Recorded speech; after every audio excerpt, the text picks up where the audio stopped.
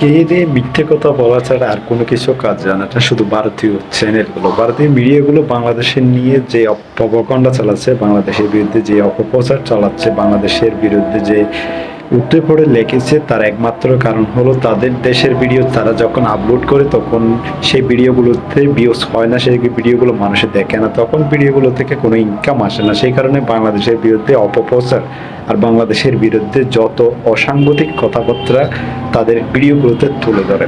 এবং কয়েকজন মলম বিক্রেতা মিলে এই চ্যানেলটা ভিডিওগুলো প্রচার করে থাকে।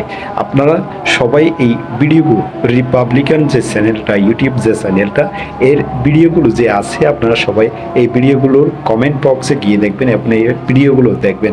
এই চ্যানেলটাতে যারা কথা বলে তাদের মনসুক্ত বা মানসিক যে ভারসাম্যহীন সব মানুষই এখানে আপনারা পাবেন।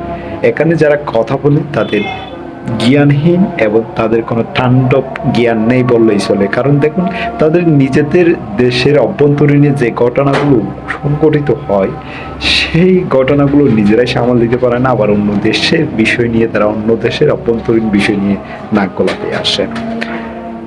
সবাই সতর্ক থেকে এই নিউজগুলো দেখবেন।